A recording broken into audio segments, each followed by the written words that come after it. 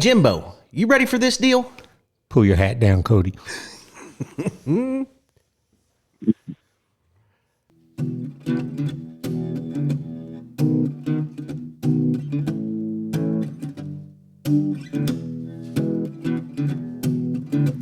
Old stories like long lost friends,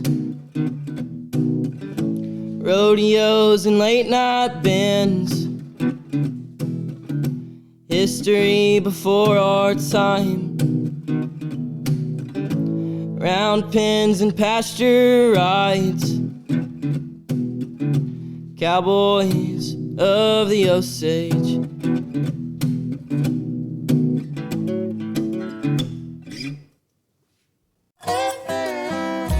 Howdy, friends and neighbors. Time once again for the Cowboys of the Osage podcast with your host, Jimbo Snively and Cody Garnett. Now let's sing a little bit about it. Cowboys of the Osage, riding once again. Always got some time for a friend. And here they are, the Cowboys of the Osage. Howdy, everybody. Welcome to another edition of the Cowboys of the Osage podcast, brought to you by the Ben Johnson Cowboy Museum, the Buck and Flamingo Turquoise Shop, and now Shorty's Cowboy Hattery, located in historic downtown Pawhuska, Oklahoma. Hey, it's old Cody over here, and as always, I have my main man with me, Mr. Rodeo historian himself, Jimbo Snively. Hey, Jimbo, good morning. Who are we talking to today? Hey, Cody boy, it's another great day in the Osage, man. And Cody, we're going all the way out to Arizona and talk to Vic Carmen. Vic's a longtime RCA rodeo announcer. Back in the day, you know, he announced for Dean Oliver and Larry Mahan. He goes all the way back to those guys. And he's a writer, wrote a column for the Rodeo Sports News, I think. Great writer, good storyteller. Got a whole head full of rodeo stories and memories, and we're going to try to get some of that out of him today. And Vic, welcome to the Cowboys of the Osage podcast. Oh, thank you so much. I'm thrilled to be here. It really is. Well, we're thrilled to have you, man. You told me you originally from Idaho. What part of Idaho, or how'd you wind up in Idaho? Well, I was born in Boise, and a family lived in Nampa. My mother's family had a business there, and my dad was from Winnipeg, Manitoba. And before World War II, he ran a CCC camp there, and he met my mother, and they got married. And then, of course, he went off to World War II. But we lived in Nampa, and my dad was associated with the family business until 1957 when we moved to Tucson. He had bronchitis that he got in France during the war, and he had to get out of the cold winters. That's the only trouble with Idaho. You know, I think Idaho is one of the prettiest states there is. But boy, it's just too cold for me in the wintertime. Yeah, well, I love it. I've been in Arizona pretty much since that. I went back to Idaho a little bit. Of course, we made a few trips back there rodeoing and back to see my grandparents. I went back in '64 just to see them. But I'll always consider I'm an Idahoan, even though I live in Arizona. I'm happy to be here. It's a little cool today, but it's not 4 degrees under zero either. Yeah, we've been cold here for 20s, teens in the mornings, but it's warming up a little bit. But One of my favorite rodeos is in Idaho, Jimbo. The Lewiston She's Wild Rodeo. It's always a good one every year. Well, that would appeal to you, but I've never heard of it. Yeah, it's a good one. That's during Pendleton and Ellensburg and all of them. It's just I got you. They treat the Cowboys real good there in Lewiston. Well, good. Yeah, I've heard of the rodeo at Lewiston, sure. But I've been up there on hunting trips a time or two, and that's just pretty country up there around Haley and Sun Valley, up in that area, and Idaho Falls or Twin Falls, Coeur d'Alene. Yeah, Cody, they've got a falls up there by Twin Falls that's bigger than Niagara Falls, taller than Niagara Falls. I got to go do a back dive off of that thing, the top. Well, it's not very far from where you might not be old enough to remember this, when Evel Knievel tried to jump the Snake River Canyon. Oh, yeah, I know all about it. Yeah, it's just a little ways from there. Yeah. But anyway, that's neither here nor there. Well, did you try your hand at rodeoing, Vic?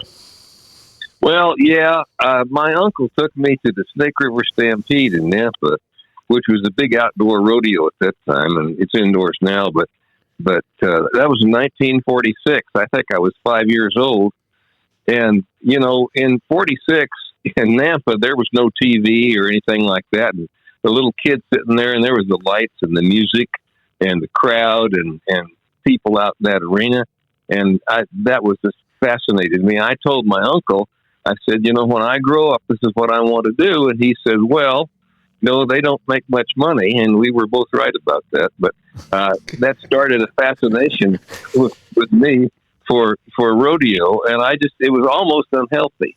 I mean, that's all I cared about. I just ate up rodeo, and I read everything about it, and I went everywhere I could. Of course, in those days, my folks had to take me. And then one of my neighbors was Tom Murray's folks, and they took me to Caldwell and that kind of stuff, and some rodeos. And Tom Murray's uncle was a amateur calf roper named Jerry Kranick.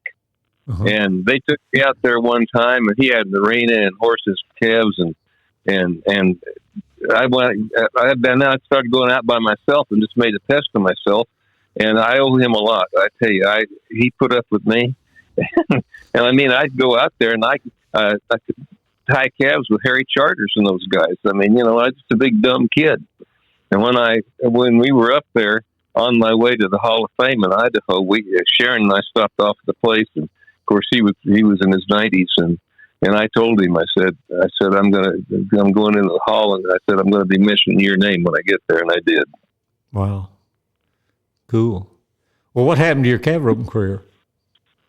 Oh, my calf roping career. Well, I have absolutely no athletic ability and never beat anybody.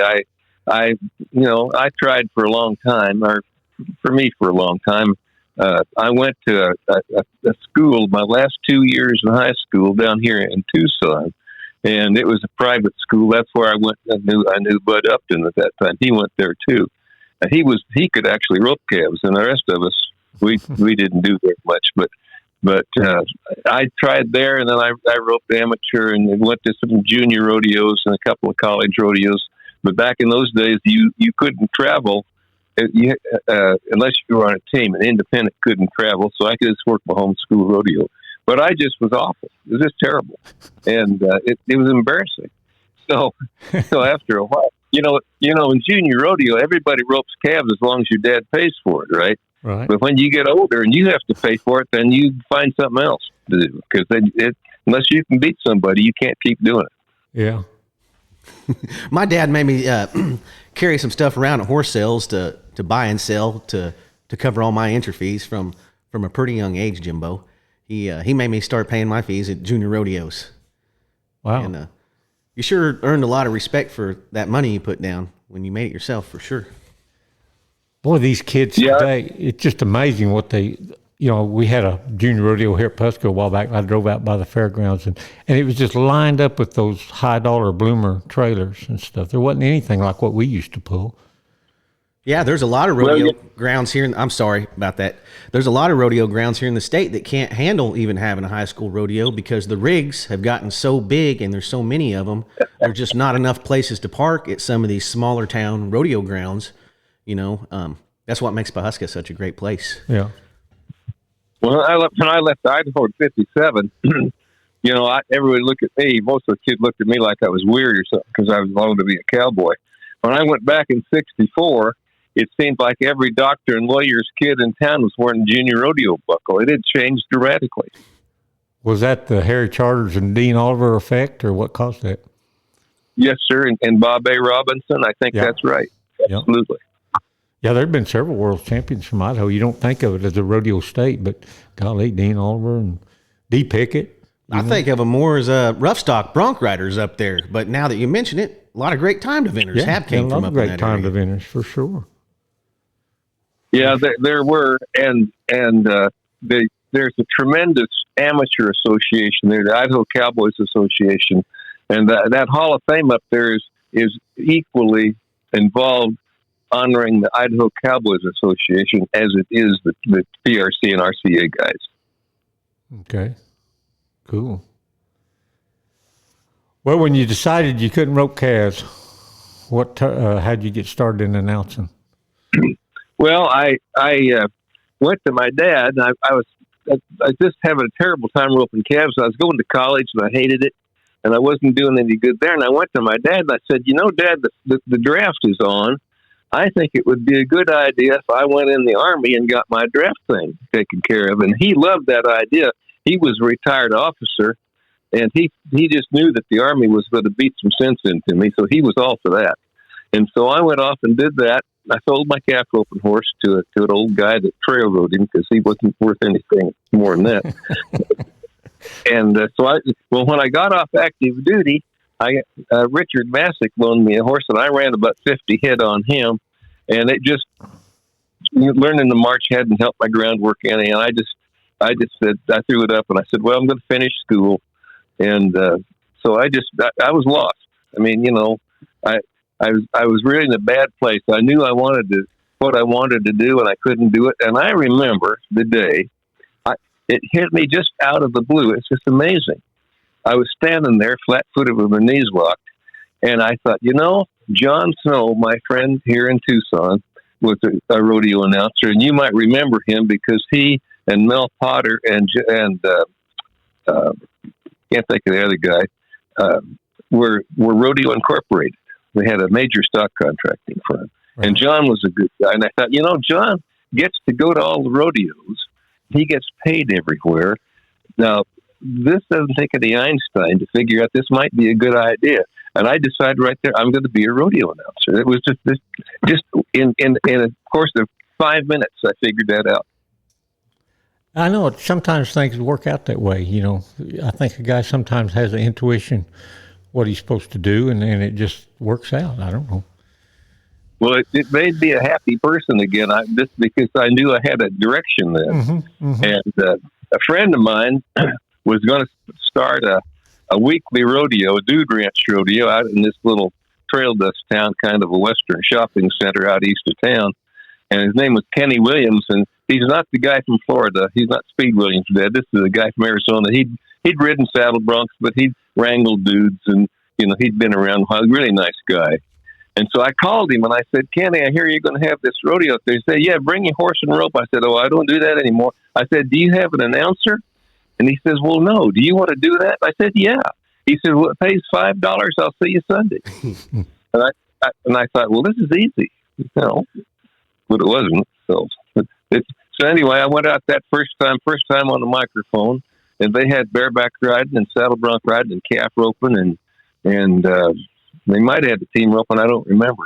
And I was terrible, of course, and they fired me. I walked down the announcer's stand stairs, and Kenny met me. He says, well, I think we're going to go another way next week, So I said, well, okay. But he handed me the $5, and the entry fees and the bareback riding were $5. So I said, I'll bring back this next week, and I'll get on a bareback horse. I've never been on one before. And I did. So the next week I come out there and pay my fees, borrowed rigging, and there's a guy named Richard Trujillo who was really a good hand. Maybe the best natural athlete I ever saw. He could rope calves, and he could ride bareback horses and bulls. And I saw him one day out of the arena, and he did a handstand on an open chute gate. I mean, this guy was something else. And he had a yellow horse that he could rope calves on. You could team rope on him. This was a great horse. And just for a joke, he put this horse in the draw in the bareback ride, and I drew him. So I get on Richard Trujillo's roping horse, and they nodded the gate, and I marked him out real good. And I did about a half a jump, and they just rolled me out of the way to shut the gate, And he came back later in the performance and won the calf roping on it. So all the time I tried to rope calves, I never had a picture taken. I'd love to have had a picture taken just so I could have some memories. Mm-hmm. But I'll tell you what, when I fell off that horse, there was 47 photographers out there. Of course. Yeah, in color, as a matter of fact. Mm-hmm. And there was pictures that hung in every bar in East Tucson for years. And I'd be back after I was a big wheel rodeo announcer. I'd drive in a new car with a pretty wife, and I'd come back in town thinking I was pretty hot stuff. And I'd run into somebody, and they'd say, "Hey, I was down there. I saw that picture of you falling off at Richard Trehill's bareback horse. I never lived it down. It's a wonder they hadn't put that picture in your Hall of Fame booth up there. Yeah, I've got it here somewhere. I do. Yeah, it's here in the house somewhere. I didn't send them that one. No, they asked for 2 pictures, and they said one action picture and one still. I had a still. I had looked pretty hard for an action picture. A rodeo announcer doesn't do a lot of action. Well, that was a good action picture. Yeah, it was. Yeah, but I decided against that one. Yeah. You know, back then, I guess there wasn't any way for a guy to get any help as an announcer. I mean, like today, they've got schools. Justin McKee has an announcing school and things. There was a way to get started, but back then, I guess you just had to get up there and get after it. Is that right? Yeah. I Kenny was great letting me do that, and they hired me back. And I did a couple of seasons there, and Jon Snow would come out and try to make me laugh and everything, and get me in trouble, and it was a great training ground. And then I worked team ropings, and I didn't ever really do any amateur rodeos other than that. And then I got the University of Arizona Intercollegiate Rodeo one year, and I was really happy that they let me do that. And that gave me a chance. I had a bull ride to announce then, and Johnny Tatum was the clown, and I got to work his acts. And boy, that was hot stuff. I mean, that was really cool. So I just fooled around like that, and then maybe it was the winter of '64, or about then.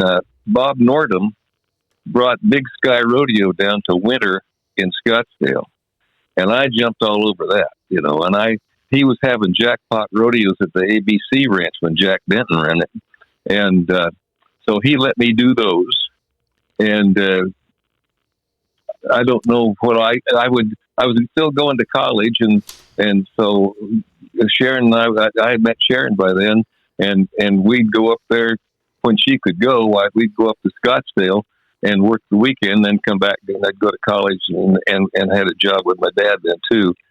And they did all that. So Steve Wagner was his front man at that time. And Steve came to me one time in '67, and he said, Bob says, if you will buy a card, he lets you work 2 rodeos in Montana this summer. Well, boy, that's all. He didn't have to tell me twice. So right then, at that point, Gene Pruitt was the secretary manager of the RCA. Yeah. And of course, being a student of the game, I knew who Gene Pruitt was, but he didn't know me. Mm-hmm. But anyway, I went back and I got on the Royal Portable Typewriter that my mother had in college, and I typed him a letter on my Vic Carmen rodeo stationery, and it said, "Dear Mr. Pruitt, what do I have to do to become an RCA announcer besides send you $50 in dues? Yours truly, Vic Carmen." And I sent that off, and about 10 days later, I get a letter back from the office at 1744 Champa Street, Denver, Colorado, no zip code in those days. And it said it had my same letter in it, and he'd written on it, "That's it!" exclamation mark. So I sent him $50, and I was suddenly a professional rodeo announcer. Wow. Here a while back, we had that write-up in the Western Horseman, Jimbo. Mm-hmm. They called me a rodeo announcer in the Western Horseman. You kind of. Yeah, me and Cody tried announcing a steer open, the slack at a steer open here a couple summers ago, and Cody did pretty good. I didn't like it. It's a lot. I came away from that thinking it was a lot harder than I thought it was going to be. So I have a respect for you guys. Well, I loved it. I really did, and those were great days, and I did Big Sky rodeos in the summers of '67 and '68. Then Bob sold out in '69. In fact, Bob Barnes brought a couple of his good bareback horses, and I think Mel Potter might have bought some. Mel called me about it, and we talked about it, and I think Mel might have bought some stock for Rodeo Incorporated too. But then in '69, I was on my own, so I went to the convention. And I didn't have much going. It's only the second convention I'd ever been to. And Dale Haslam hired me for the first week of August at Heber City, Utah. That's the only job I had all year when I came from the convention. When I got home and Reg Kessler called, and he was going to put on a weekly rodeo at Val-Marie, Quebec, Canada, which is a little town about 60 miles north of Montreal on the Laurentian Highway. And he wanted me to be for the whole summer. And I told him, well, I got to be back in Utah in August. He said, that's okay, we'll go.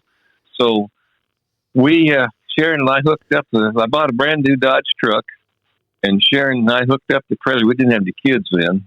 And we left Tucson, and I think I had $20 in the gas card. And I had called Neil Gay and asked to work Mesquite on the way, and much to my surprise, he hired me. I don't think Neil Gay knew who I was or anything, but I was really cool. So we left a week early because I wanted to case the joint a little bit and see how it worked before I did it. So we got there, and I walked in the office, and Neil looked at me and said, aren't you a little early? And I said, yeah, don't worry, no problem. Yeah. But so I watched the rodeo that week, and he had an announcer on staff there by the name of James Jennings. Now, as far as I'm concerned, James Jennings was as good an announcer as there was in the country. He was great and a good guy. He was a retired Dallas cop, and he'd worked for some tennis shoe company, and he had a retirement from that too. And he was full time there. He helped Neil with the advertising and ticket sales and everything. And I wondered why Neil would have somebody like me come in when he already had one of the best announcers in the country. And I didn't have to ask him because he told me I spent a lot of time with him that week. I learned a lot what he was talking about. And he said that he had so many season ticket holders there that he'd like to bring somebody in once in a while just to break things up a little bit so they didn't have to hear the same stuff every week. And so all those years I was working for Barnes, he would let me come work a week at Mesquite on my way up there. It was great. So anyway, we did Mesquite, and the contract act there was I can't think of. I'll think of his name here in a second. Buff Douthit. He had a slack wire, and he was trick rope on the slack wire. And I had seen this act at Nampa when I was a kid. Buff was getting older. In fact, I thought he'd quit, but he'd been working Six Flags, and he was about to quit. Neil had him come work that week, and he would wear Western boots on the slack wire and trick rope, and his balance was unbelievable. He roped calves and bulldogs too, but the main thing was his act. And he set up that slack wire a couple of days before the rodeo so he could get his anchors in the ground and everything. And Donnie was out there. Jim Gay was about 6 then, and Donnie was still in high school. And Donnie and a bunch of his friends came out and got on that slack wire, and it was hilarious. Boy, they scattered them all over the arena. You know? The other memory I have of Donnie in those days, Neil had a scoreboard that was way up in the top of that building. And one day I was out there, and Donnie had the longest ladder I've ever seen that wasn't attached to a fire truck. And he was at the top of that ladder changing the numbers and the letters on that scoreboard. It scared me to death. I'm scared of heights anyway. I just couldn't believe he did that. Wow. Anyway, I got to work Buff's act, and we went away, and on the way we stopped off in Indiana and saw my grandparents and had seen them. And so we get to the border. And I had told Reg, I said, you tell that committee to tell the border we're coming, because I'm not going to lie to the border. I mean, if you're going to go over to Canada and cook for a log camp, that's one thing. But if you're going to be a rodeo announcer and be on radio and TV and be in front of an audience, you can't lie about going to work there. They'll find you. So, of course, the committee didn't say anything. So they stopped us at the border. And this really obnoxious guy on the Canadian side, and he and I got into it. So they sent us back across. A couple of days, I called Ridge, and he called them, and we finally got over the border. So we get up there. We arrived at the rodeo arena late Saturday night, and it was colder than crap. I mean, it was just deadly cold. And we set up the trailer and went to bed, and the propane immediately ran out, and so we froze up there. And then Sunday, we got up and tried to find propane to buy on a Sunday in a country where we didn't speak the language, and that wasn't fun. So, but anyway, we were there for about 6 weeks, and the producer declared bankruptcy, and the name was Edmonds Aguirre. So we're out there now. No, we got paid for what we did. That was the red side of that. Like, that was no problem. That was some luck right there, getting paid up. It sounds like it. Yeah, we got paid every week, but I always thought it was a phony deal. I thought this guy had conned the bank and pocketed the rest of the money, but I'd be on my pay grade to know that. Anyway, I got on the phone and I got jobs for some of the people there, but we didn't have anything going. So we jumped back in the car and trailer, and we went to Toledo, Ohio, and we stayed with Mike Levis and his wife. You might remember him. He rode bareback horses and bulls and traveled with Billy Mills for a while. And we stayed there for a couple of days until the tornado warnings went by. And then I looked at the sports news, and I saw where we could get to Wolf Point.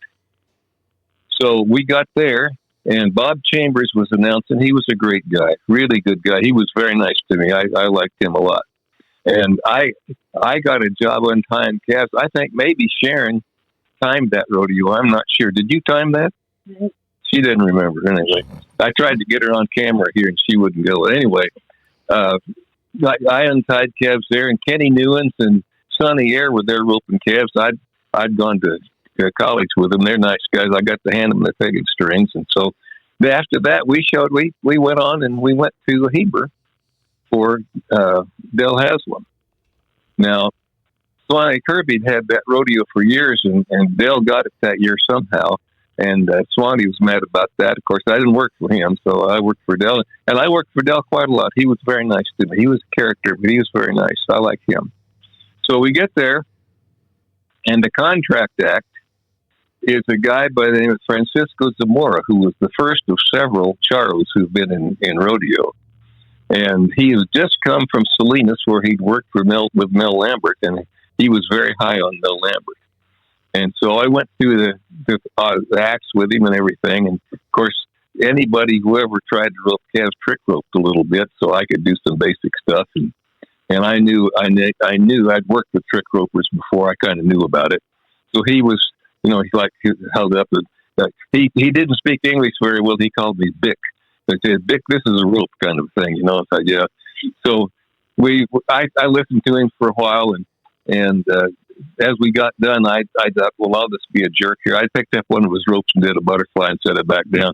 And he looked at his wife, and they thought, well, this white guy, this white American is a bad person. We got to get away from him. But anyway, the first performance went bareback riding, clown act, and then Francisco on this thoroughbred black stallion named Tijuana Taxi. And he did circus.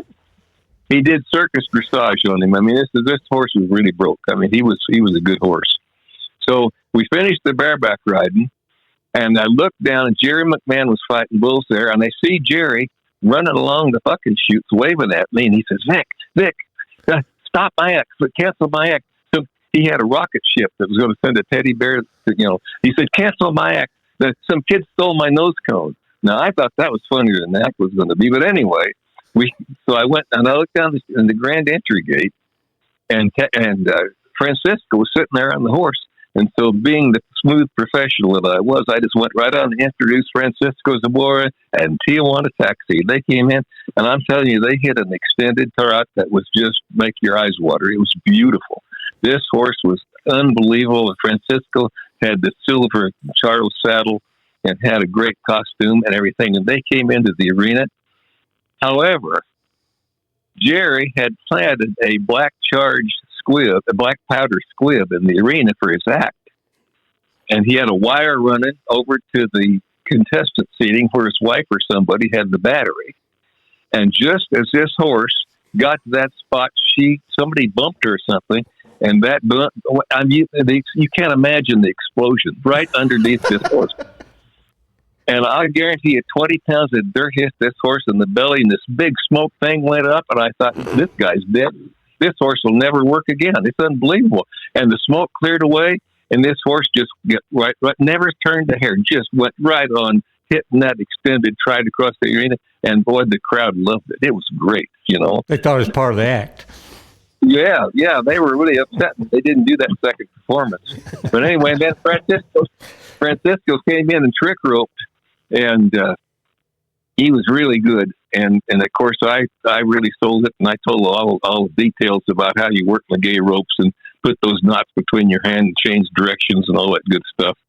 So he was very happy, and we went to dinner afterwards, and we became pretty good friends. So we get to the convention that year, and I walked into the Brown Palace lobby, and on the other side of the lobby, I see Francisco, and he's talking to some guys in suits. It's some rodeo committee, and he's got his sombrero on and everything. And he sees me, and he jumps up and throws his hands up in there and says, "Vic!" Boom! Vic, yeah. Oh. So after that, go ahead. Well, I was just going to ask you, getting back to Mesquite a little bit, you had to be around Jim's shoulders a little bit down there then, right? Well, I got to know him a little bit. And actually, he was only there that second performance. Oh, I tell you what, when I was sitting there with Neil kind of schooled me a little bit in that week that I was there. And he told me, he says, we're working on Jim Shoulders' money here. He says, this has been a really a very iffy thing here. It's been a very difficult thing. Of course, I knew who'd started the thing and all that, but he says, Jim's the man. And I said, well, Jim going to be here? And he says, well, not the first performance, but he'll be here the second performance. And so I was looking forward to meeting him, but I didn't meet him before the rodeo, but I got to the bull riding, and I looked down, and, the announcer stand at Mesquite is way up in the air. And I looked down, and Jim was sitting on a buck and shoot a little bit to my left, and he's still about probably 40 feet away, Mm-hmm. And George Doak was fighting bulls. Now, stock contractors, they'll either tell you that watch me and I'll tell you when to sell the rodeo, or they'll say, find a spot that you think is right and sell the rodeo then. And that's what Neil told me. He said, you find a spot. So Jim's down there on that shoot gate, and George Doak is fighting this Charlet-looking bull. And he made 4 or 5 good passes at him. And I thought, I think it's right now. And I sold it. I said, how about a nice hand for George? And Jim, in that squeaky little voice, he screams up and he says, well, Whiteley's done. Whiteley's done. Now, here I got a 16-time world champion screaming at me at my first time at Mesquite. And I thought, my career is over right here. And as soon as Jim said that bull stuck his tail in the air and blew snot all over George and went to the back end. And Jim's yells up, well, I guess he is. I guess he is. And my life. And I thought, well, I've been reborn right there. Yeah. That bull made a profit out of you.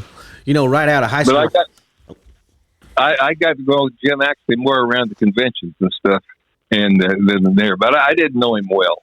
Yeah. Yeah. Well, you probably, over the years, announcer, he gets to know some of the cowboys a little bit, but they're just there for one performance usually, and then they're going to the next rodeo. You probably got to know the contract acts and those kind of people a lot better than you did the cowboys, didn't you, Vic? That's absolutely correct. You go into rodeo because you want to hang out with the cowboys, but you learn the Roman riders and trick riders and trick ropers and bullfighters and barrelmen and stock contractors. That's who you get to know. That's who your friends really are, you bet. And I loved to work contract acts. I thought that was the biggest kick. And a clown could tell me the joke that I heard the last performance, and I'd still laugh just because he was funny the way he told it to me. Right. Well, you probably saw some mishaps or something in some of those contract acts too, didn't you?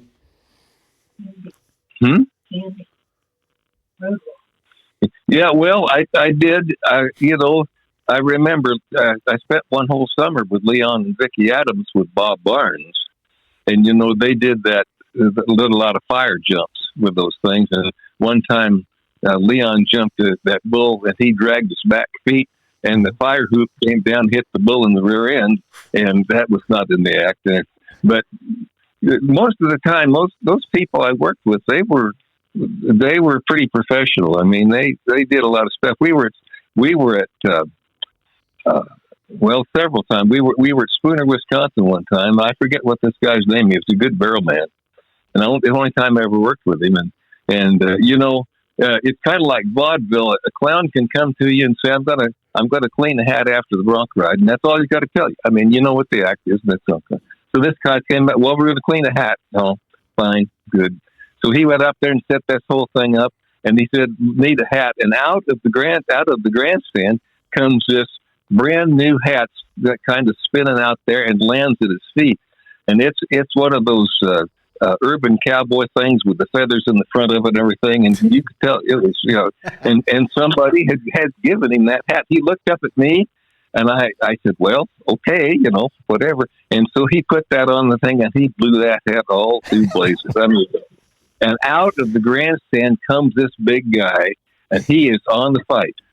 And he thought it was real deal. He was drunk, of course, yeah. And his girlfriend's hanging on the back of his belt, trying to keep him going in there. So, and of course, the crowd loved that because most of the crowd seen the hat clean as much as I had. They knew what's going on. They thought that was great. So when he went to do his second act, he went over to the other side of the arena and said, "Oh, you're going over there where it's safe now, right?" And they liked that too. But we were at Pahrump, Nevada one time when I was working for Kirby, and the same thing happened, a similar thing. The committee came around and said, "We want to do money the hard way." And Swanee told him, said, "And I'll do it, but I'm not going to mess around." He said, "I've got," and Swanee had some unbelievable bulls. So he went out, he got, I think it was A10. I mean, this is one you couldn't go feed. I mean, he was bad. He was like Crooked Nose. He was really bad. And so Swanee, they put a thing there in, a little sack between his horns with $100 in it or whatever. And they turned this bull out, and out of the grandstand, here comes this idiot. And he stood out there, and this bull just mowed him down. It was great. Everybody. So we closed the rodeo with that. They were packing him out of there. It's a wonder he didn't get killed. If he'd been sober, he would have been killed, But that's see that money the hard way down at the McAllister Prison Rodeo, Jimbo? Oh, yeah. I used to see it when I was a kid. That was so funny. Yeah, there'd be 50 convicts in there trying to get that sack off that bull's horn. I know. That was crazy. So money the hard way is, if everyone didn't understand exactly what that is, it's where they tie some money on a bull's horn, and whoever is brave enough to take it off in the arena gets to keep it. So used to be in a Bull Durham sack. Yeah, it used to be in a little Bull Durham sack down in McAllister for sure. Sure was. That was funny. That was good watching. Big Sky had a bull called Sammy that looked good, but he would come find you too. And we were somewhere, and Bob did that. And there was a guy named E.O. Davis. He was a firefighter, but in real life, but he'd come around those rodeos with us. And I watched him, and he let this bull come right to him. He sat down, and as the bull went over the top of him, he grabbed that. The bull went right over the top of it. He stood up and walked off with $100.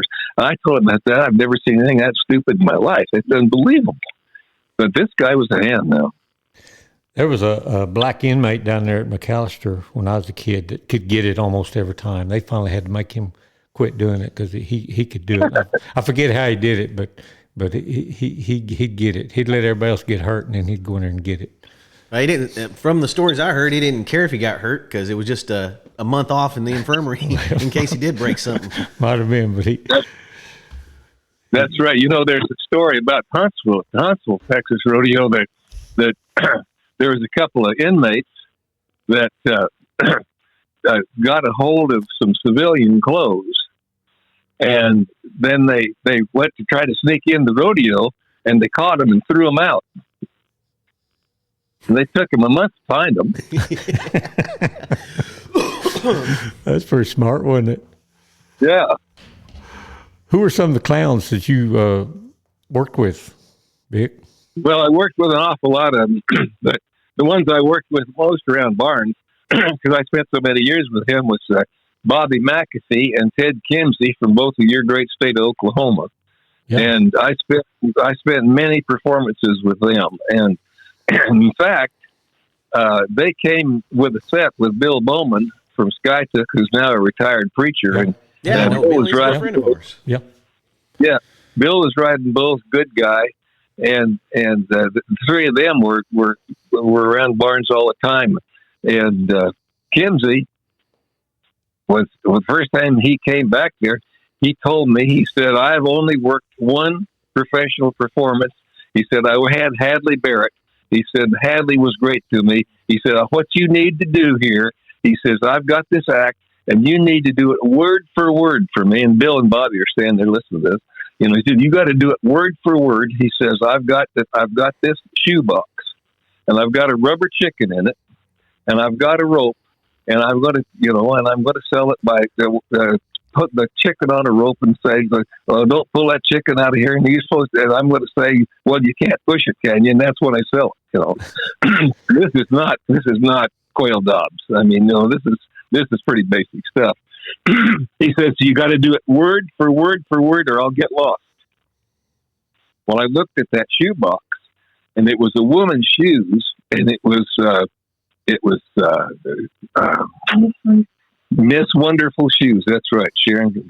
Miss Wonderful Shoes. So he gets out in the arena and goes out there, and he said, put that shoebox down. He's got this rubber chicken. I said, what's this chicken's name? And he just turned pale. And Bobby and Bill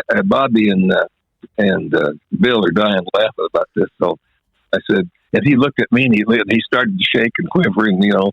And I said, "Is it Miss Wonderful?" Oh yeah, it's Miss Wonderful, Miss Wonderful. So we did the act. So now whenever I see and somebody says, "Well, I'm going to go see Ted Kimsey," I say, "Well, ask him what the name was Rubber Chicken is."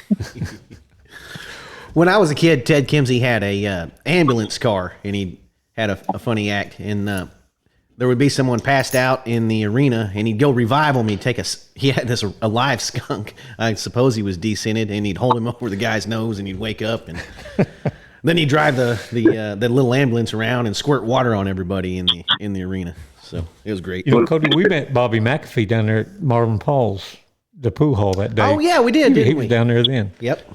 Yeah, couldn't get him to do a podcast, but he was down there. Yeah, he stayed there and drank beer and watched Marvin do his. Yeah, right. A great guy. Yeah, Bobby worked at Jim's school for years, but Ted was a great act guy and a good barrel man, and Bobby fought bulls great. In fact, he did the finals in 1975. But one time, you know, when Ted and Bobby and Bill were going to school there at Weatherford, they would go into the hot dog place because every Friday night they could get chili dogs for like $1 a piece. And when you're going to college, you got no money. That's a big deal, right? So we're at some Barnes Rodeo, and they found out there was this hot dog place there. I won't use the name because it's on the radio now, and I don't want to say anything about the franchise. But anyway, then they found out they still had that deal. So after the rodeo one day, it was a Saturday evening, they went down, and they were having their $1 chili dogs. And they're sitting there, and this family walks in with 2.3 children, typical American family. And there's this little boy about 6 years old, and he looked at Bobby, and they were in civilian clothes, Mm-hmm. He looked at Bobby and says, "Bobby," and he says, "Sir," he says, "you were the rodeo clown at the rodeo, weren't you?" And Bobby said, "Oh, shucks, yeah." He says, "Well," he looks at Ted and he says, you were the clown's midget."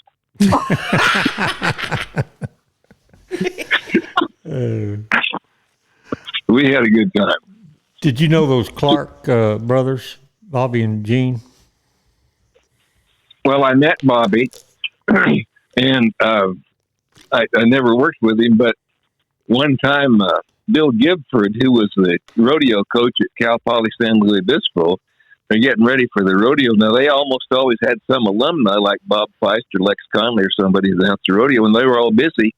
So he called me, and I went over there and announced that college rodeo, and it was a really good deal. At that time, it was one of the biggest college rodeos in the country, Mm-hmm. And Gene Clark was there fighting bulls,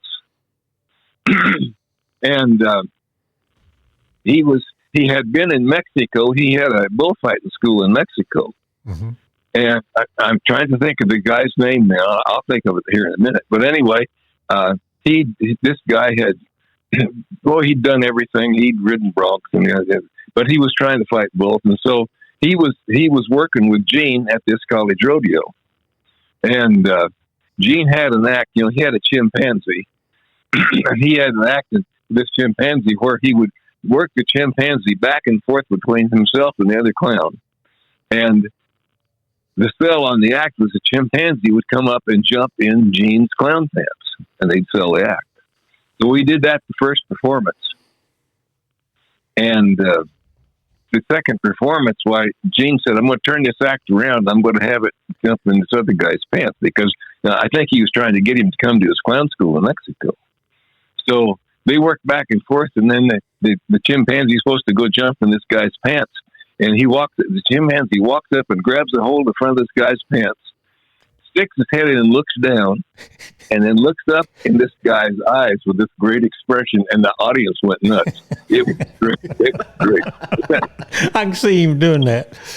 Yeah, boy, I tell you, it was unbelievable. I got plumbed down, and I wish I could think of his name. I think this guy's name. He was a good guy, and he became a pretty good rodeo announcer. He works for Cotton a lot.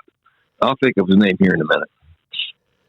Yeah, that monkey was put on a pretty good show then. He knew what to do. He had good timing, didn't he?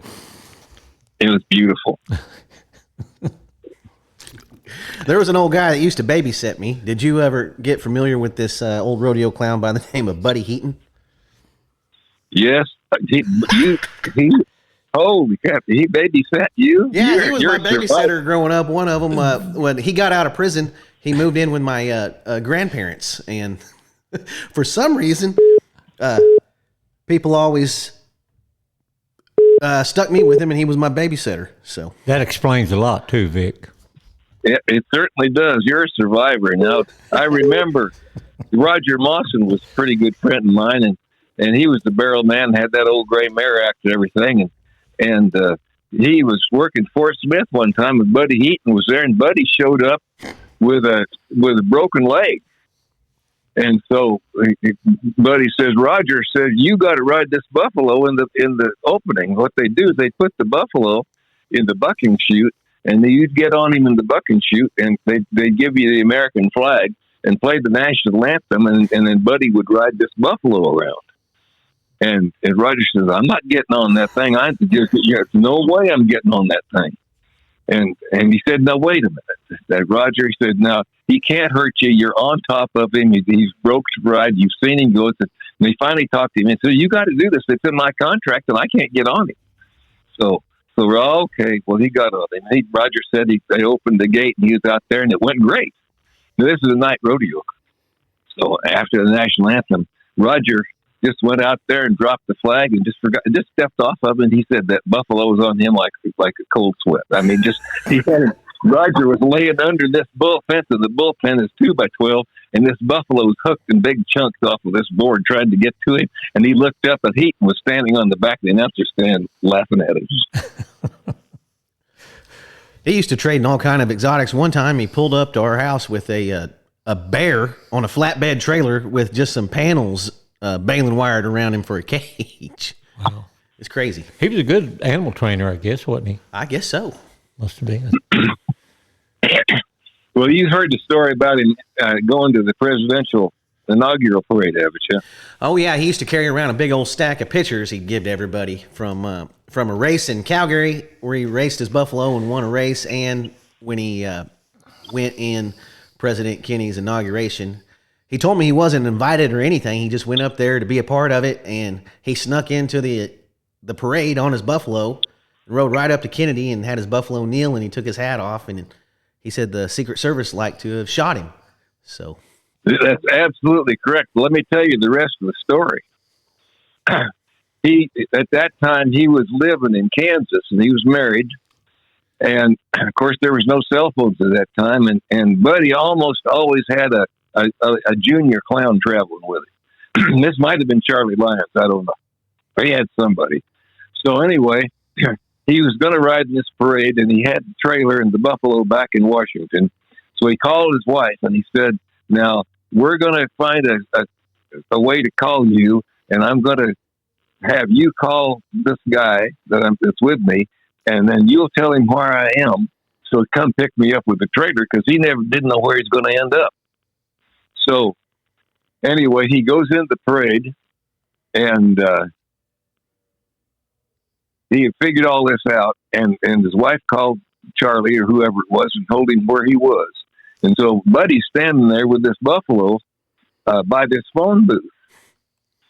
and up comes a cop car, and out get the policeman and a guy in a three-piece suit. And the guy walks up to him and he said, "Sir, you're under arrest." He said, "What did I do?" He says, "Well, you have inhumanely treated this wild animal, and we are going to arrest you."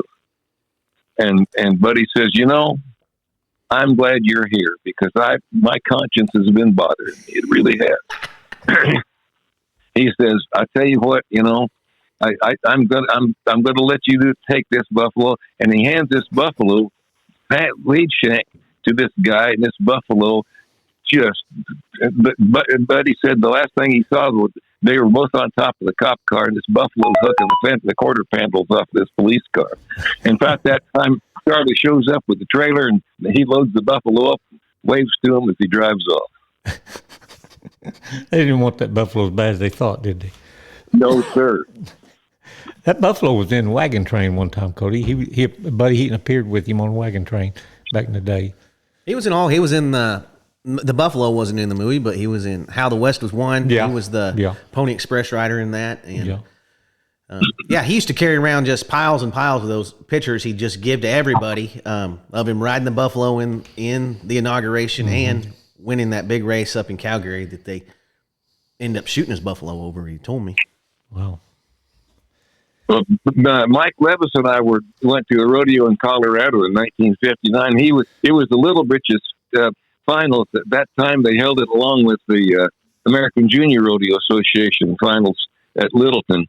And Mike was in the bareback riding and bull riding, and I just went up for the ride.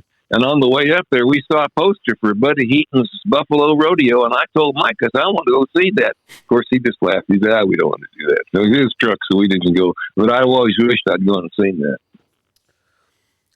I always thought him as a true blue outlaw. He really was, I felt like, as a kid. And as I got older, I did affirm those facts. He was a true blue outlaw. Well, yeah, when he got out, like you say, Bob Norton told me that he had a Winnebago, and he was going back and forth to Mexico and bringing marijuana back up in the ceiling of that Winnebago, making several trips a time.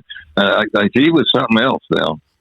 The last time we had any dealings with him, there was a guy selling tack down here in Oklahoma by the name of Harvey Miller. He would wholesale tack, and Buddy had went and bought $20,000 worth of tack off of him. And my dad walked in we had an apartment we rented to Buddy, and he walked in there and it was stacked from ceiling to floor with tack. And about a day later, Harvey calls and says, "You hadn't seen Buddy, have you? Because he wrote me a hot check for all this tack." And we told Buddy, I said, "Y'all better get that tack on out of there." And that's really the last dealings we ever had with him. Wow. Yeah, he was dangerous, that guy. He told me one time the world's strongest man was pulling this semi with a bunch of people on it with his mouth. And he got in there about the time he took off, and he set the brake, and I guess he broke all this guy's teeth out of his head. Oh, boy. What was the hardest event, when you were getting started, Vic, what was the hardest event to announce? Oh boy, I don't know. I loved them all so much. I don't know that any one was hard, and that would be tough. I don't know. I just loved it all. Yeah, I just loved it all. Yeah. What did you ever do any steer roping announcing? Yes, that's interesting.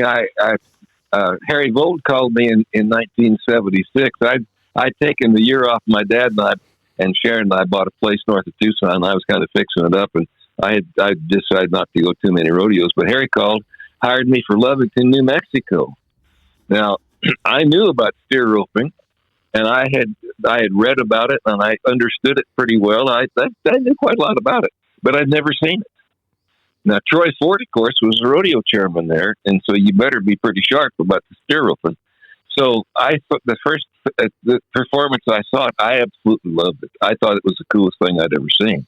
And I right now that I just like, I think I wish I'd been able to try it, I got a horn dummy set up in the backyard, and I go out there and frustrate myself. But I got where I could rope calf dummy just along with everybody else. But the roping horns has escaped me so far. But I think it's just the coolest thing, and I would watch it every day if the Cowboy Channel would be a little more liberal with their spreading around, like being able to go back and see the finals, the national finals steer roping on the Cowboy Channel. Right. They did show it at Pendleton this year, and I about half Pendleton was over before I found out. But I got in there to watch the trip, and every time I remembered it. Lovington's still a big steer roping town. Yeah. Our buddy Kenyon Burns, he heads up the steer roping portion of the rodeo now, and even has a big standalone steer roping that he produces every year there. Yeah. So. Yeah, it's rodeo country. Lovington's a good town for rodeo, period. Sure is. A lot of great ropers and stuff come from out in New Mexico, in that area. Yeah, that arena is a great arena, and Troy was great to work for. He was a good guy, and in fact, after I didn't announce anymore, I went back one time just to say hi to him and go to Pearl's Cafe and have chicken fried steak. Boy, that was the best chicken fried steak in the world. They got some good Mexican food out there too. Holy moly, Lovington, New Mexico. Well, I bet that's Tucson. We have Sonoran Mexican food here, and we have a Mexican restaurant and a Starbucks on every corner here. And you have Mexican food 3 times a day if you want. The problem is New Mexico Mexican food's way better than any other Mexican food out there. You think so? I know so. Yeah, they grow the best green chilies there in Hatch, and just everything about it just tastes a little different to me and tastes a little better. I'll go to my grave defending that. You're right about the chilies, and all the chilies we have over here are imported from there. You're absolutely right about that. You see what I'm saying? You're starting to put 2 and 2 together now. Oh. Vic, what was that story you told? I read it somewhere. I thought it was funny about when Cy Talon was trying to get a hold of you, and you really had your hopes up. Yeah, that might have been that same convention that Adele hired me. Quail Dobbs came around and said, "Hey, Cy Talon's looking for you," and I said, "Oh man, I mean, this is." He was a big time announcer back then, Cody. He did the. I'm pretty sure he did the Ben Johnson here 1 year or 2. I have an old.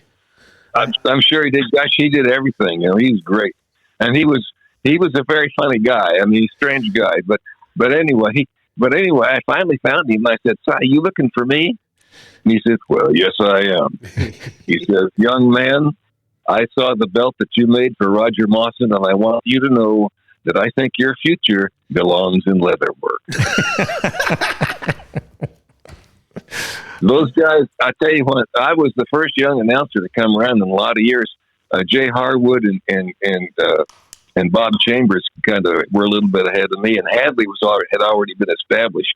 But I was the first new announcer to come around about 6 years, and all those old guys, with the exception of Chambers, they were pretty standoffish. They didn't want to help anybody much. I mean, they'd tell you stories and be nice to you, but that was about the end of it.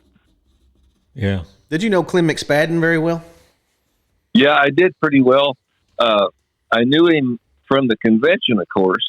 And as far as being close friends with him, I got a little closer to him after I started in the horse shows. And again, that may have been because I was no longer in the rodeo business. But, Clem had a bad fire at his place. He lost everything. And one time I asked him, I said, "Do you have a copy of Will Rogers, that movie, The Roping Fool?" He says, "I'll tell you what." He says, "I've got the outtakes." He says, "Uncle Will didn't rope them all the first time, But anyway, when that fire hit Clem and Donald, they lost everything they had. And in those years, I would once in a while be in a used bookstore, and it was really spooky because 3 or 4 times I would just turn the corner and there would be a Will Rogers book. And I would buy that and send it to Clem so he could get his library back together. But we got to know each other pretty well. And in fact, when I was working publicity at Abilene, Clem and Hadley Barrett would alternate the years announcing. And 1 year, Derry Jones, my best friend from Decatur, Texas, came to see me there. And I got him, he's quite a historian too. I got him with Clem, and we sat in the motel room and we told stories for about I just sat there and listened to those two guys for about 3 hours. But then I had to go do some work, and I left them. And I think they were in that room telling stories with each other about people I'd never heard of course, for about 3 or 4 more hours. I mean, Clem and Barry really got along good. What do you think about the state of rodeo announcing today, and how's it changed, Vic, from when you were doing it? Well, it's changed a lot. I'll be honest with you. There's many times that I watch the Cowboy Channel, I turn the sound off because the guys are screaming and yelling and everything. But I feel sorry for the announcers today. They've got so much to deal with. In the times that we had buck and shoot announcing, I'd have to take my eyes off the arena because somebody would be holding up a piece of paper for me to read the sponsors. And I hated to take my eyes off the arena. That was bad. Now, at least, most of the committees have written sponsors in a place at the shoot where the announcers can see them. But they still have more sponsors, and they have that music, a lot of which is way too loud and not very well selected. And they have the barrel men with the microphones, and they just have so much more to deal with. Now, I wouldn't want to have to go try to do a rodeo today, and nobody would want me to because I just wouldn't be able to deal with it. You know, I can still remember when I was a kid, I went to Abbeville, Kansas. Floyd Rumford had the rodeo, and they had an organ player in a trailer playing just a sound organ for the rodeo. And then I can still remember the day I went to my first rodeo with actual music and a music director. It was Mac Altizer, Huntsville, or maybe Pecos, Texas, Bad Company Rodeo. He's responsible for what rodeo is today, what it's turned into with the announcers and the music, for sure. And I kind of liked it. I kind of liked it. Yeah. Yeah, I think the music that Mac played had his people play, and they said the music director got paid more than the announcer for Bad Company. But I think the music that those guys played was probably a little better suited because if it was rock and roll, it had to do with the name of the horse or bull. Yeah, so there would be a 70s rock. There'd be a horse named Free Ride, so they would play the song, "Come on and take a free ride," stuff like that. Yep. It was just great. It was great at the beginnings of it. I absolutely loved it as a kid, the change in the rodeo from the organ player to him playing 70s rock and roll every time someone went out. Yeah, I had that organ player in the trailer at Payson one time. But a lot of the times we had a live band, and in the stereo, when I would tell the band, I said, "Now look, these horses in this event work on cues, on vocal cues." I said, "You need when that roper's foot hits the ground, I'm going to stop talking, and you need to quit playing." Well, they could not figure that out. They just couldn't. I'd stop talking, the band just keep right on playing. But I tried to. But I just love the whole thing. But the way things are now. When I was announcing rodeos, a rodeo announcer's job was half 50-50, educate and entertain, and neither one of those was more important than the other. But now there's very little education, and it's all entertainment. And I've seen so many times where an announcer will just get caught up, especially in a timed events with the guy, the clown on the microphone, and they will just visit. And sometimes they almost forget to introduce the Cowboys. I've seen that on the Cowboy Channel. Now, let's talk about announcers. When I was a kid, Cy Taylor was the man. I got to see him the first time in Tucson in '58. And then in 1973, Bob Tallman came to the convention. And I was with him for 10 minutes. And guys, I knew the world was going to change. He was so energetic and so different, and he didn't care what anybody else did. He didn't care that I was wearing a suit. He was going to wear nice other Western clothes, and his hair was long, and I knew it was going to be different. So, and it was, and he was just going on as well as he could. Now, the guy I like to listen to right now, frankly, is Wayne Brooks, because he works a little bit more like I did. He's not quite as antsy. Let me tell you a story, though. When I was with the Sports News, Tallman was just getting started, and I wrote a column about it. And in that column, I said that when the dust was all settled, Bob Tallman was going to have more impact on rodeo announcing that Cy Talon had. So about 10 days later, I get a phone call from my editor, Bill Crawford, and he's upset. He said, "You know what you said about Cy and Bob?" I said, "Yeah." He said, "I'm getting hate mail and I'm getting phone calls." He said, "You got me in a bunch of trouble." Now, of course, I thought that was hilarious, so I started laughing on the phone, and that didn't help any at all. But it has proven to be true. Bob has had that kind of impact on our business. I remember when the announcers were the middleman for the clown. The clown had to yell up to the announcer what he would want to say, and then the announcer would repeat the clown, then ask him another question, and then, they didn't have a microphone at that time. The announcer was the microphone. I love that. The last rodeo I worked was Wilcox, Arizona in 93, and it just happened to be that they'd hired Ted Kimsey. And the microphones for the clowns were pretty popular by then. And I asked Ted, I said, "How come you don't have a wireless mic?" He said, "I'll tell you what, if you got a good announcer, you don't need one. And if you don't have a good announcer, they don't help." Yeah, like if a clown was going to tell a joke, he'd yell up to the announcer and tell him the joke. The announcer would repeat the joke and then go back and forth with the clown that way. Yep. That was fun. I love that. But I'm with you on today's rodeo.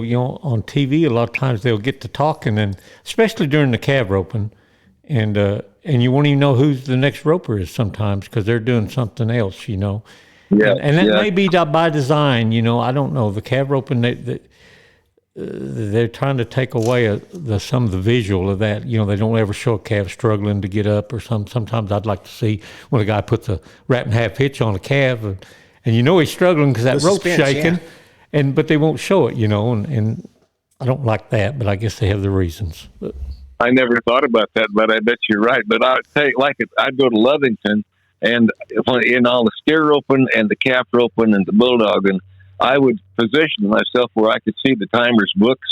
And in the second round, I'd look down and I'd see what calf this guy's got, and I see who had him in the first round. And I say, well, so-and-so was so long on this calf. This looks like it might be a good one, or this calf had a no time on him. I don't know what happened, but I'll bet Roy Cooper knows what it is because he'd go to rope him now. And I mean, that's what I want to do during the calf roping, especially at Lovington, because boy, Lovington, it's like at where they have San Angelo. It's those people know time defense, and they appreciate knowing that kind of stuff. Now, like during Cheyenne, when the calf roping starts, they'll start an act on the they'll trick riding. Yeah, they'll do trick riding right in front of the big grandstand the exact same time the calf roping is, and half the time the calf roping's halfway over before he even knows what's going on because the track announcers calling the trick riders, and then the rodeo announcer, they're trying to call the calf roping too. But I think they are trying to take some eyes off of it a little bit, honestly. I only went to Cheyenne once. We went to watch it one time, and I told Harry Vold afterwards, I said, "You need to cancel everything at Cheyenne except the steer roping, the bulldogging, and the amateur bronc riding. Nothing else matters."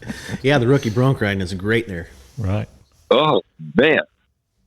I guess they used to have a junior bareback riding that was pretty wild there, too. We got a couple guys from here in Pawhuska that's won it back in the past. Well, they used to call it amateur. When I was a kid, they called it the amateur bronc ride. Oh, okay. Yeah. Of course, that's junior. It may be different than the junior.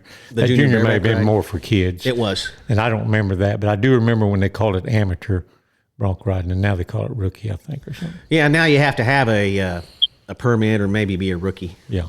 Right. I think it's just a permit to ride in that bronc riding. Right. Where before it probably was just strictly amateur. Yeah. You were talking about announcers earlier, Vic. Who would you put on your Mount Rushmore of rodeo announcers? 4 names. Cy Talon, Bob Tallman, Mel Lambert, Pete Logan, maybe.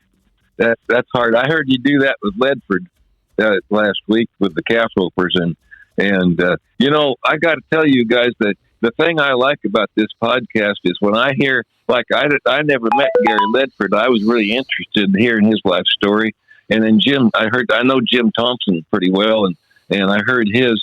And when I hear these stories from these guys, it triggers all kinds of memories for me and stories that happened to me that were similar or that kind of brought that up. And it's really interesting what you guys are doing. You've been out there in Arizona a long time. and the namesake of the museum we're sitting in right now. He lived in Arizona a long time. Did you ever get familiar with Ben Johnson out there? No, I didn't ever meet him. Now, that museum is actually named for Ben Johnson Sr., isn't it? It's for both of them. It's named after Ben Johnson Sr. and Ben Johnson Jr.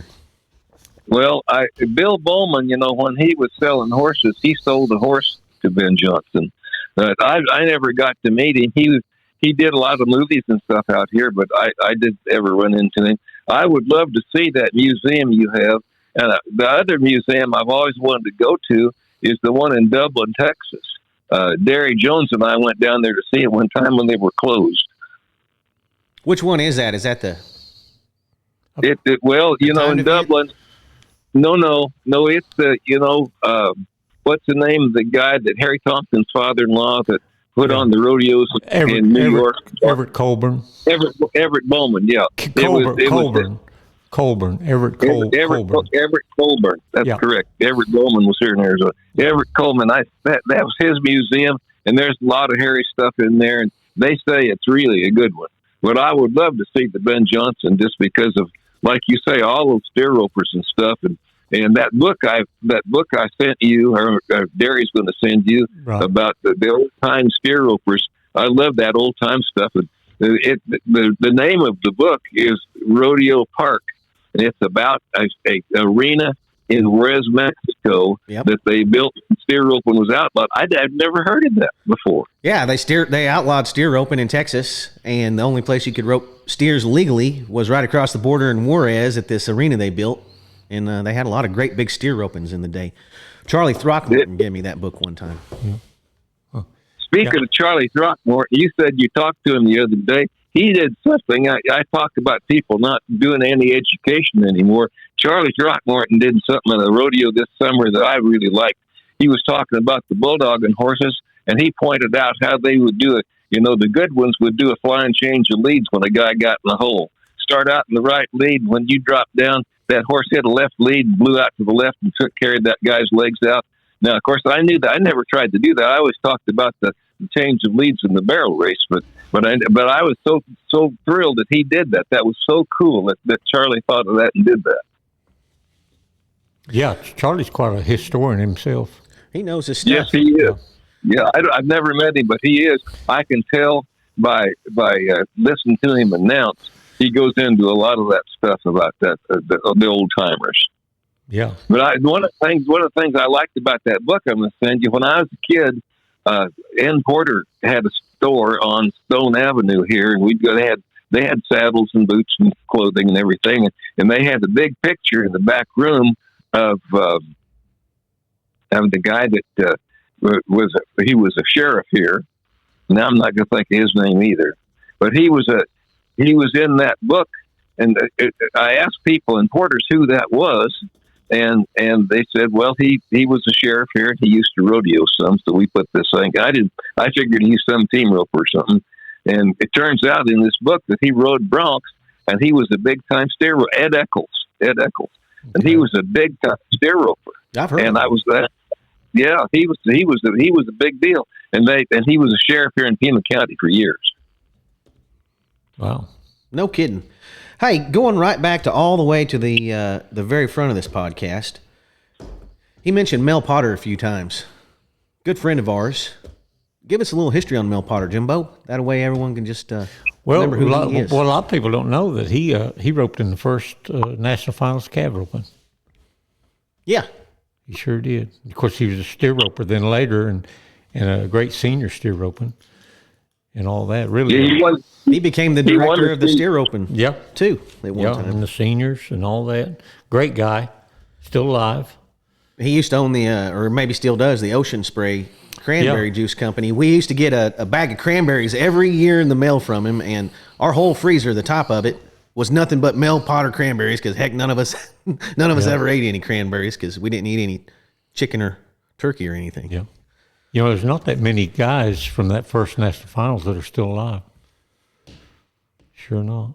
My Uncle Joe. And a few. Mel Potter. And there's a few, But Mel won the senior steer roping at Cheyenne one year, And his daughter won the regular barrel race same year. Really? Yeah. Yeah. I was around him quite a little bit when I was trying to rope, and I'd go out to his place once in a while. But he's a really good guy. You know, there was a book written about him, and I thought I knew him pretty well or knew about him, but there was a lot of that stuff I didn't know about him. He didn't come from a big wealthy family, and he sort of got in. He hustled and got that cranberry thing. You know, he was also in the mink business, and they raised mink in Wisconsin, and he kind of cut into his rodeo time because he had to go back and harvest mink every once in a while because you got to be real careful how you do that or they shed their fur, you know. But he's a very smart guy, worked very hard. I don't know. I knew Wendy, his wife, you know, she's still alive too. Now the daughter, Sherry, I've never met her, but I knew Jolene, the other daughter. She barrel raced a little bit around when I was roping calves. But they're a very good family, and they've been very good to the rodeo business. He had a lot of rodeo friends because he had his own airplane. He'd cart all those guys around with him. Yeah, there were some stories about his flying in that book that he had a few close calls too. Seemed like they all did. All the rodeo guys had some close calls to tell. I just wanted to go back and touch on Mel Potter. Yeah. Everyone just, I know he's still alive, but I just want to let everybody know he was a big influence on the sport of rodeo, period, especially roping. Yeah. What are you doing now, Vic? I know you're doing leather work because you sent me this beautiful notebook cover. I know. I've been Cody's jealous of it. If I could read or write very good, I'd have me one of those, Jimbo. Yeah. You can't read or write, so you don't need one. What'd you say your brand was, Cody? It's an X bar. X with a just minus sign behind it, sort of. X bar. Well, I'll maybe work on that. Right now, I'm making a big album cover for Jim Lyles, who runs the Bareback Riding Hall of Fame down there at Fort Huachuca. He's an old bareback rider and a good guy. We went down and looked at that, and I'm making him a deal. I'm going to send it to him. Where is the Bareback Riding Hall of Fame? What's the name of that town? Well, it's a little bitty town. Whetstone, Arizona. It's just a wide spot in the road, but it's right down by Fort Huachuca. You basically get almost to Benson and turn right, and then you'll eventually find it down there. But Jim has done a really good job with that. He's got bareback riggings back from the 1400s. I mean, it's just unbelievable the crap he's got down there. Wow. And I've given him some stuff, and I not bareback riding, but I had that Life magazine with Casey's picture on it, and I had that record album that all those guys cut that couldn't sing, and I sent them that thing, and a few other things, some posters and stuff. But he's got two different little halls, little buildings down there with all that stuff in it, and he's looking for some place to put it. And I told him if I hit the lottery, I'm going to start the Arizona Rodeo Hall of Fame because there isn't one. And if that happens, I'm going to take over his museum and put it someplace for him because it needs to be seen. Well, good. I hope you do one of these days, Vic. You know, Jimbo, he has the perfect name for a rodeo announcer. I'd just hire him on name alone, Vic Carmen. Just got a good ring to it. Yeah, you know, I was going through some old rodeo annuals here a while back. I think I showed you a picture of it. And he had a big full-page advertisement back in, I think it was 1973 when you were hiring out for a rodeo announcer, Vic. It was in the Pro Rodeo Annual. Well, I was too cheap for a full page. I'll guarantee you I had a little one in there. Well, it wasn't a full page. I was thinking it was a full page, but I took a picture of it. The best one I ever saw, I think it might have been the 1957 Sports News Annual where they had everybody's ads in there. And I can't remember the name of the two clowns. I want to say them, but I'm not sure if it's the right ones. It was a team of clowns that worked together, and it had a great big starburst in the middle of their ad that says, "Now sober." That's great. That's great. I don't know if it's the Dokes or the Meeks. I'm not sure which one it was, but one of them, and it may not even been either one of those, but it was a team of clowns, but had a great big starburst in the middle of their ad that says, "Now sober." Yeah. So. That's great. I don't remember that. I first subscribed to the Sports News in '54, and I had a subscription all through my Army years and everything. Had all those annuals and everything, and then the Sports News, you know. And then I went to work for them and did all that. But then years later, the sports news kind of took a downturn, and I quit subscribing to it. Now I don't anymore, but once in a while I get one and read it, and it's a lot of memories there. Do you still have those old big rodeo annuals that were there in the late 50s? No. They were real big. No. Yeah, they were like an old newspaper almost. Yeah, I gave one to you, I think, Cody. Yeah, I have one back here somewhere. You're 7 or one of them. But, yeah, I had them all, but I don't have them anymore. I don't know what I did with them. yeah. You know, when my dad was making the finals, in the 80s and 90s, they used to send out this big media guide every year, and it had so much rodeo history in it. And I've read some of the newer media guides, and it doesn't have all that real old stuff that those earlier media guides had in the back. It told every record, everybody that ever made the national finals, and just they were just great books. Were you ever around? Go ahead. I've got my last one. They sent the announcers one, and they were on a spiral, so you could lay them flat on the announcer stand table and read them. And I still got my last one. You're right; they've got all the records back from the very beginnings of rodeo, and I use that for a lot of trivia stuff. As a matter of fact, I remember they even had, who was the wild cow milking world championship, like in 1930 something. I didn't know that was, before it was ever even an association or anything. They even. Because I remember reading that Shote Webster won a wild cow milking. He did world Madison Square Garden, but wild cow milking was kind of a big event at some of those rodeos back in the late 30s and 40s. The cowboy Toots Mansfield, my grandfather, would always get into the cow milking. Well, those old media guys, they actually showed a world champion for not very many years, but for a few years. Wow. On them early days in the wild cow milking. So. Yeah, they had cow milking in the Idaho Cowboys Association when I was a kid in the 50s. I don't know if they still got it or not. We have a big cow milking during the Ben Johnson here every year now. All the local ranches, we invite, I think 12 teams to compete for the wild cow milking championship of the county. When are you going to come back and see us sometime, Vic? We'll show you the museum. Well, I would love to do that. I would love to see that museum, make a big loop through that part of the country, stop and see Bowman and Bobby and Kimsey and those guys. Well, you be sure and holler at us. I'll sure give you a tour, and I might even take you over to Willow Rock. There's a beautiful museum about east of here that's a great Western museum. Hello? Did we lose you? You still Are there? you there? Yeah, we're here. We're still you there? Yeah, hello? Vic? Well, anyway. Well, we about got everything from him anyway. Can you hear us, Vic? Anyway, we've lost him, Jimbo. sound like, well, it's a pretty good podcast. It's a real good podcast. A lot of old stories, and he did a lot, seen a lot. He did a lot. He saw a lot. I think people like it. Yep. Well, this has been a good one. Everybody get over here. Come see the Ben Johnson Museum here in Pawhuska. Come do some shopping over at the Buck and Flamingo Turquoise Shop over here. And don't forget to call Shorty's Cowboy Hattery. Get your new hat ordered. Down at the Cowtown, right? Yeah, they're down there at Oklahoma City Stockyards. So, are you still there, Vic? Yeah, hello? I think we lost him. Yeah.